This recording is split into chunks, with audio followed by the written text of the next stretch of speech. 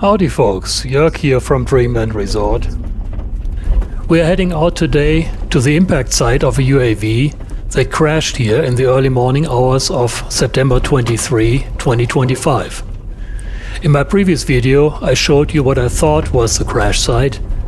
It turns out what I found was the staging area for the accident investigation and recovery operation. The actual crash site is about 200 yards away.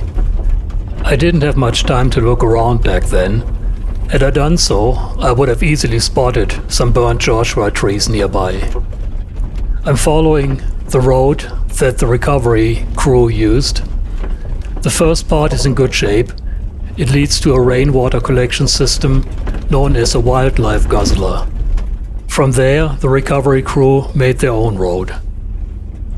Where the road enters a sandy wash is where the established road ends. You follow the wash heading south, following the established tracks. At one point, the tracks split, only to come back together after a few hundred feet. It really doesn't make a difference which way you take here.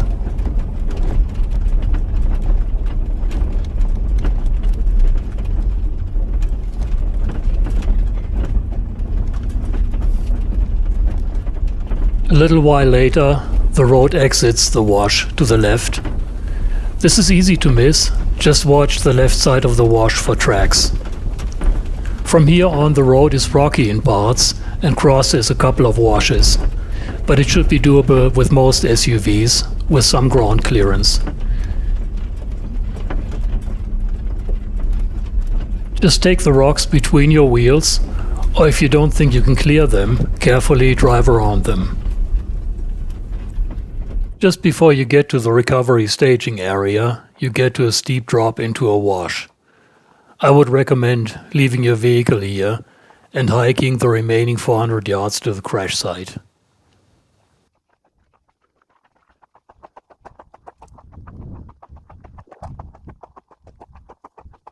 The road follows the wash for maybe 50 yards and then exits the wash in a very steep angle, as you can see here. Then it leads to the staging area.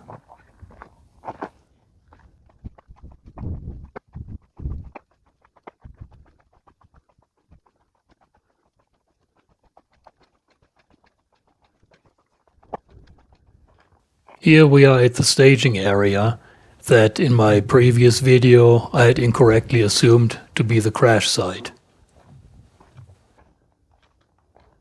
From here we head across a wash towards the mountain range. You can find all relevant coordinates in the description to this video.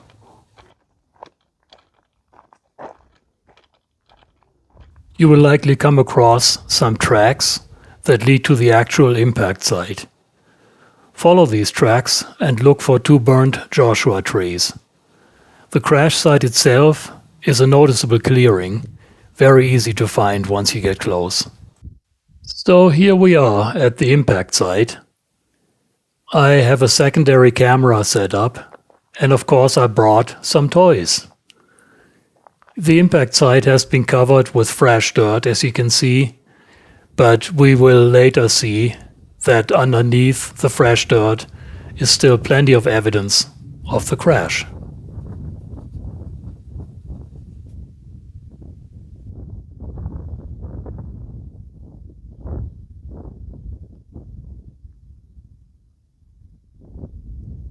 There is clear evidence of a recent fire, several burnt Joshua trees and other vegetation.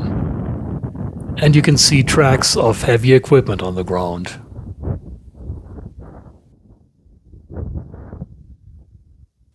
It is hard to imagine now, but this entire area was on fire after the crash in the early morning hours of September 23. Security still talked about the fire being visible over 4 hours after the impact. Looking south, we can see Groom Lake Road in the distance and the hills around Area 51. The crash site is about 25 miles northeast of Area 51 and only about 11 miles from the restricted area. Before I do anything else, I want to make sure that there is no radiation. I use my handy Geiger counter to scan the entire area. The counter has been very useful after the recent Gothic fire near Area 51. I was able to verify that the fire and the subsequent rain of ashes around Rachel did not result in increased radiation. That is documented in another video on this channel. I pay particular attention to the burned trees and to some ground samples. My measurements here at the crash site showed only background radiation. Whatever crashed here did not leak radiation into the environment.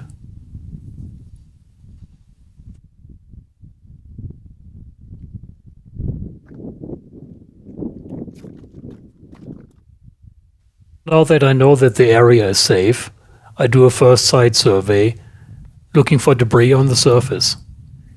Even after the recovery crew cleaned up the site, there is always something left to find. I'm hoping that recent rains may have washed parts of debris to the surface. Let's take a look here. And sure enough, I find quite a number of pieces right on the surface.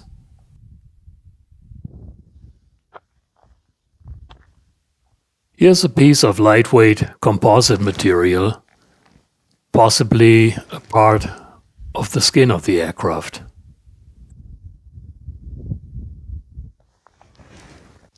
I find a lot of these black fiber materials. Some of the pieces that you will see later are actually a lot bigger than this piece.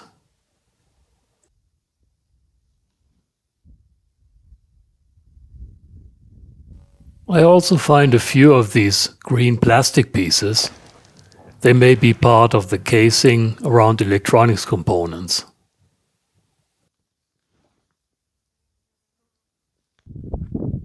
Now it's time to break out my new metal detector. This SAKOBS model has good reviews, and with a $60 discount it only cost me about 120 bucks. Link is in the description. The detector also comes with a handy folding shovel and pick combo that works very well to dig up buried items. Just screw it together and you're ready to go. The metal detector easily adjusts to fit your height. You use it in a sweeping motion with the sensor loop at the bottom parallel to the ground, and slowly make your way across the crash site. The display gives you visual and also audible signals when you find a piece of metal buried in the ground that make it easy to locate it. While I'm searching the crash site, I hear jets overhead. They are headed in the direction of Area 51. The groom boy is checking me out. Some items are so mangled and caked with dirt that it's hard to tell what they are. Holding them in front of the detector helps determine if the object is metal or just a rock.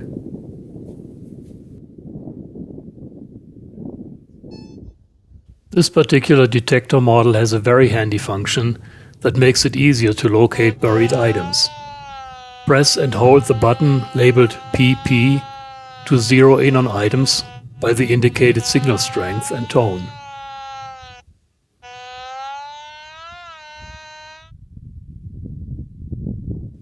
This clip shows very nicely how I'm zeroing in on a spot.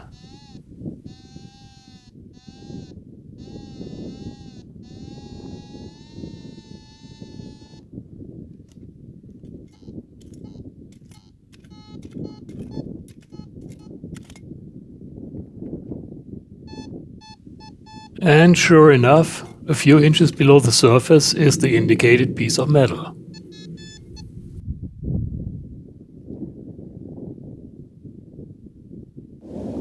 Here's an interesting piece, a round cap of some sort, a little bigger than a quarter. I find 3 of these, not sure what their function is. Any ideas? Please post in the comments.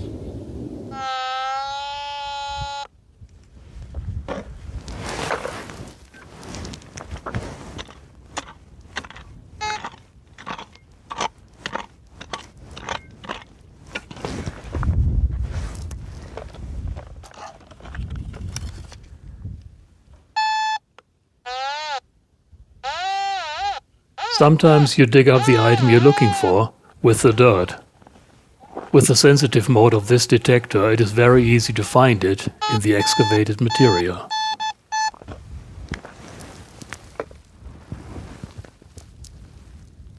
In this area, about 10 feet from the burnt Joshua, I get dozens of hits with the detector.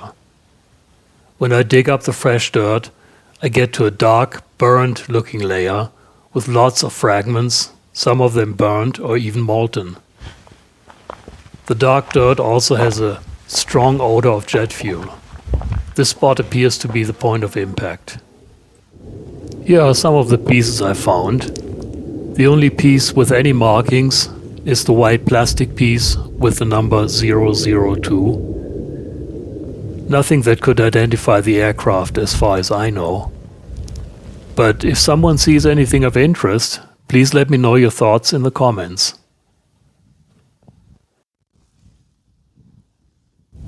Here's a piece of molten metal, a burnt clip, and a couple of pieces of thick glass that I dug up near the impact point.